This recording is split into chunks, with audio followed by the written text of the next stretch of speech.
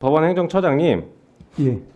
법률이 위헌이면은 누가 판단할 수 있습니까? 우리 헌법재판소가 판단해야 됩니다. 그렇죠. 예. 네, 헌법재판소가 판단하지 그것을 사법부나 아니면 행정부가 판단하지는 않죠. 1차적 판단을 해서 이것을 헌법재판소로 넘길 것인가 정도는 법원이 판단할 수 있겠지만 그것도 신청이 있어야 하지 않습니까? 예, 저희들도 법률이 위헌이라고 생각되면 위헌 법률심판 제청을 해서 헌재 최종 판단을 받도록 그렇게 하고 있습니다. 그렇죠. 그렇게 한 이유는 법원이 위헌에 대해서 최종 판단하지 말라는 것이 맞습니까? 그렇습니다. 네.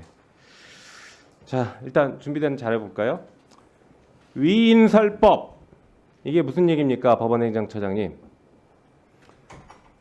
법은 법답게 운영이 되고 만들어져야지 사람을 위해서 법이 만들어지거나 운영되어서는 안 된다. 그런 취지로 저는 이해를 하고 있습니다. 네, 이해하시죠? 예. 특정한 사람을 위해서 그 사람만을 위한 그 사람에게만 혜택 주는 법을 만들지 마라. 모든 국민에게 평등하게 적용되는 법을 만들어라. 이런 얘기 아니겠습니까? 그렇습니다. 네. 자, 다음 보여주시죠. 자, 법원이 이번에 판단했을 때 현행 법조문에 충실하지 않았습니다. 그렇죠. 구속기간에 산정할 때에는 날을 기준으로 하도록 되어 있는데 그것을 시간을 기준으로 계산을 했습니다. 그게 피고인에게 유리하다라고 판단해서 그렇게 판단한 것까지는 오케이, 좋습니다. 예. 충분히 뭐 인권을 보장하기 위해서 제한해서 해석해야 된다, 다 좋습니다. 하지만 있는 법을 무시해가면서 해석을 통해서 다른 해석을 하는 것은 입법행위입니다.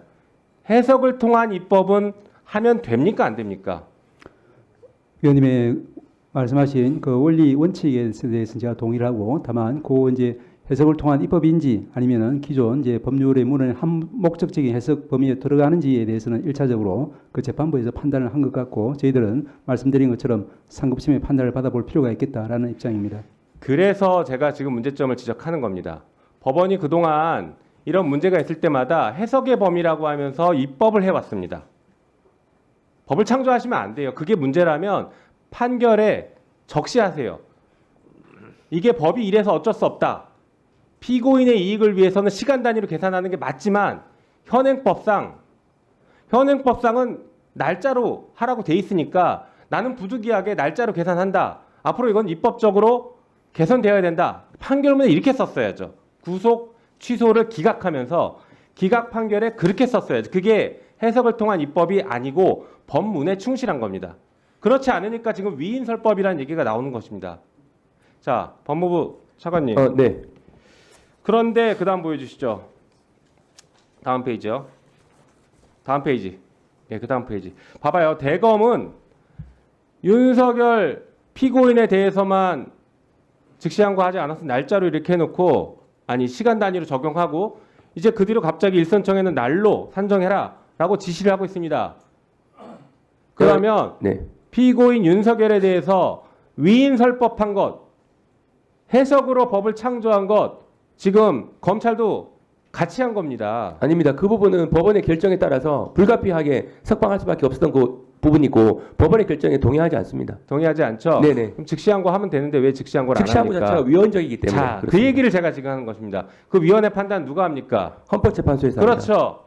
근데 왜 마음대로 지금 위헌 논란이 있었지만 과거 법무부의 입장을 뒤집어가면서 위헌이라고 판단하면서 즉시항고를 안 하는 것이 어떻게 검찰한테 그 해석과 결정권한 최종 권한이 있냐는 거예요. 네, 다만 그것은 일반 국민이었으면 당신 그거 위헌 법률 심판 제청해라 했어야죠. 자, 과거 사례 위헌 결정이 났던 사례들 보면은 다 위헌 법률 심판 제청했던 네, 겁니다. 했습니다. 맞죠? 네. 피고인이 직접 한 거죠.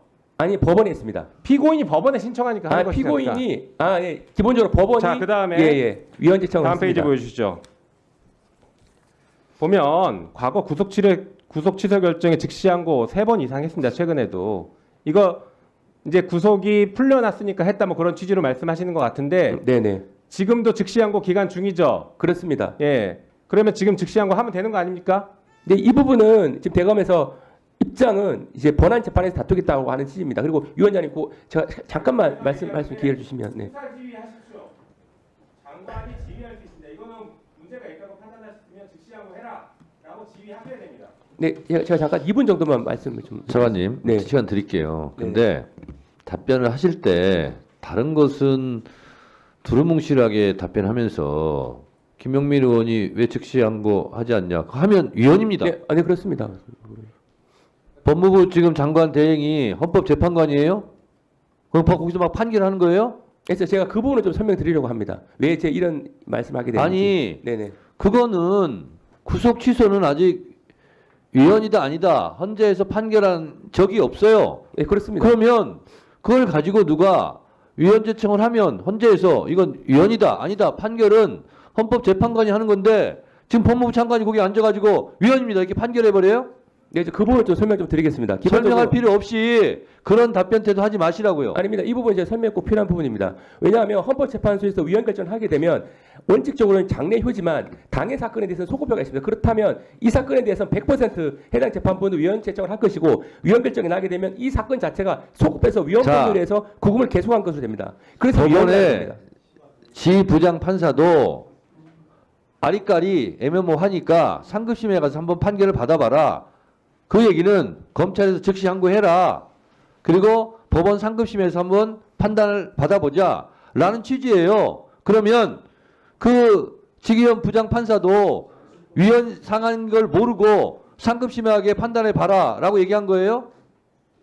그 말이 되는 얘기를 해야죠. 아니, 결정문상으로 봤을 때 그냥 이 부분은 다투고 있는 영역이 많기 때문에 좀 이게 현재로서는 석방이 필요하다 이렇게 이해를 할 수밖에 없었습니다. 구속 취소가 법무부 상당하다고 돼 차관님 있습니다. 아까도 말씀을 하셨다 내가 드렸다시피 법원 판결은 부당합니다. 근데 즉시 항고하면 위헌입니다. 혼자 앉아가지고 법원 판사도 됐다가 헌재 재판관도 됐다가 북치고 장구치고 다 하시네요. 아니 이 부분은 해당 사건에 대해서 소급표가 인정되기 때문에 문제가 심각해서 말씀드린 겁니다. 검찰로서는 자 그리고요 제가 판사는 아니지만 백보 청보 양보해서 시간 도과 문제가 생겼다라고 해서 석방 조치하고 판사가 즉시 재수감해도 돼요. 그러면 되는 거예요.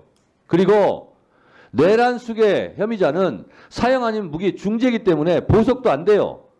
그리고 증거인멸 우려도 있고 저는 그 부장판사도 매우 유감인 것이 백보 청보 양보해서 날짜가 도과했다 할지라도 구속 사유에 충분히 해당되는 거잖아요.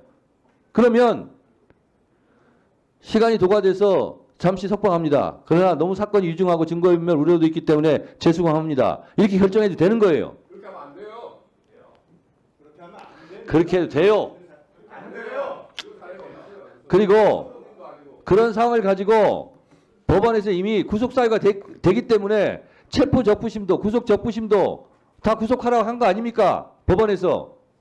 법원도 앞뒤가 안 맞잖아요. 서로 판사끼리. 그리고 더 모든 걸 떠나서 법은 도덕과 양심의 최소한이잖아요. 그 내란숙의 피해자가 풀려나가지고 이렇게 석방됐어요. 그러면 국민들 생각에서 그게 잘된 일이에요? 검찰이 잘못했든 법원이 잘못했든 그걸 떠나서 결과적으로 죄송하게 됐습니다라고 국민께 사과 한마디 하는 게 정상이지. 뭘 잘했다고 이렇게 뻣뻣이 앉아가지고 잘못한 게 뭐예요? 잘한 거예요? 아니 잘하고 잘못한 법에 따라서 판단한 걸 가지고 그런 식으로 비난하면 되겠어요? 적절하죠. 법에서도 법대로도 안 따랐잖아요. 잠시 정회하였다가 5시 정각에 속개하겠습니다. 정회를 선포합니다. 자, 그러면 지금부터 잠시만 주목해 주시기 바랍니다. 제가 구독자분들을 위해서 선물 하나를 준비했는데요. 제가 항상 여러분들께 드리는 말씀이 있습니다. 뉴스만 평소에 잘 챙겨보셔도 돈이 되고 돈을 벌 수 있다라고 말씀을 드렸는데요. 여러분들은 여기 보시는 삼성전자 뉴스를 보고 어떤 생각이 드세요? 아니면 정치인들의 뉴스, 날씨 뉴스를 보고는 어떤 생각이 드시나요? 그냥 뉴스만 보고 끝내는지 아니면 이 뉴스를 어떻게 이용할 수 있는지 이 부분을 고민하고 계시는지를 되물어보고 싶습니다. 그 이유가 뭐냐 하면 제가 지난번에 여러분들께 뭐라고 말씀을 드렸었죠? 지금은 반도체 섹터를 눈여겨보셔야 한다고 말씀드렸습니다. 그리고 나서 이런 썸네일들 뉴스를 통해서 많이 보셨을 겁니다. 반도체 내용이 이슈가 됐을 때 부자들은 어떻게 생각한다? 반도체 관련주들은 뭐가 있는지, 어떤 종목이 가장 좋은지, 어디에 투자해야 돈이 몰리는지 자연스럽게 생각한다고 제가 말씀을 드렸죠. 그 이유가 뭐냐 하면 부자들이 봤을 때는 이슈가 곧 돈으로 이어지고 그 이슈가 나에게 돈을 벌어준다는 경험적 확신이 있기 때문에 부자들은 항상 이런 사회적 이슈를 관심 있게 챙겨본다고 제가 말씀을 드렸습니다. 이번에도 마찬가지인데요. 제가 지난번에 시청자분들과 함께하는 주식으로 수익 내기 이벤트를 진행했었죠. 당연히 100% 무료로 진행을 했었고요. 여기 보시면 아시겠지만 제가 지난번에도 구독이라고 보내주신 모든 시청자분들께 반도체 관련주 중에 가장 크게 급등할 딱 한 종목, 많은 종목도 아니라 한미반도체 한 종목을 여러분들께 추천드렸어요. 그러면서 여기 나와 있는 대로 정확히 얼마에 매수해야 하는지, 그리고 수익률이 어느 정도 나왔을 때 팔아야 하는지를 이런 부분들까지 여러분들에게 정확히 알려드렸었는데 지금 실제로 어떻게 되었다? 오른쪽을 보시면 아시겠지만 제가 지난번 문자 발송으로 이 한미 반도체를 소개해드리고 나서 실제로 이렇게 5배 이상 어마무시한 상승이 나왔습니다. 100만 원만 투자를 했어도 무려 500만 원이 넘는 수익금이 생긴 거죠. 그래서 당시에도 굉장히 많은 분들이 제가 드린 이 한미 반도체로 수익을 내실 수가 있으셨을 텐데요. 다시 한번 축하드린다고 말씀을 드리겠고 이번에도 마찬가지입니다. 앞으로도 2024년, 2025년 계속해서 기대해볼 섹터는 AI입니다. 그 중에서도 AI 반도체는 그 누구도 부정할 수 없는 미래 성장 산업입니다. 그러면 우리가 어떻게 생각해 볼 수 있을까요? AI 반도체 종목 중에 앞으로 크게 대장 역할을 하면서 10배 이상 급등할 수 있는 템베고 종목을 지금부터 열심히 추적해야 한다는 겁니다. 큰 돈을 투자하지 않더라도 월급의 일부분 아주 소액이라도 이 종목을 모아가야 수백 %의 수익률을 손에 쥘 수 있는 것이죠. 지금 여러분이 보고 계시는 이 유튜브 또한 AI 반도체와 아주 밀접한 연관이 있고 반도체야말로 대한민국의 핵심 산업으로 앞으로 더더욱 시장은 성장할 수밖에 없습니다. 그렇기 때문에 제가 이번에도 뭘 보내드리고 있냐면 지난번과 똑같이 구독이라는 문자를 보내주시면 제가 AI 반도체 관련주 중에 앞으로 대장주 역할을 하면서 주가가 가장 크게 급등할 한 종목을 여러분들께 문자 발송으로 종목명과 사고 파는 시점을 모두 알려드릴 건데요. 그 문자를 받고 여러분들이 주식으로 돈 버는 연습을 한번 해보셨으면 좋겠고요. 혹시라도 나는 주식을 하지 않는다 하시는 분들은 주변에 주식하시는 지인분들에게 말씀을 해주셔도 되고요.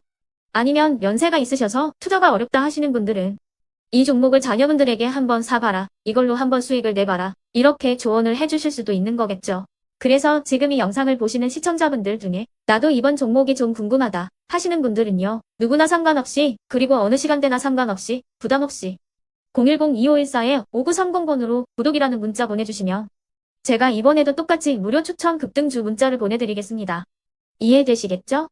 제 번호 010-2514-5930번으로 구독이라는 문자 보내주시면 여러분들이 직접 이슈를 통해서 돈 버는 연습을 해보실 수가 있는 거고 제가 돈을 받는 것도 아니고 투자를 대신해 드리는 것도 아니기 때문에 부담 없이 신청해 주시면 되는 겁니다. 그리고 수익이 나면 저는 다른 것은 하나도 바라지 않습니다. 제 채널에 구독, 좋아요 한 번씩만 눌러주시라 이렇게 다시 한번 말씀을 드리겠습니다.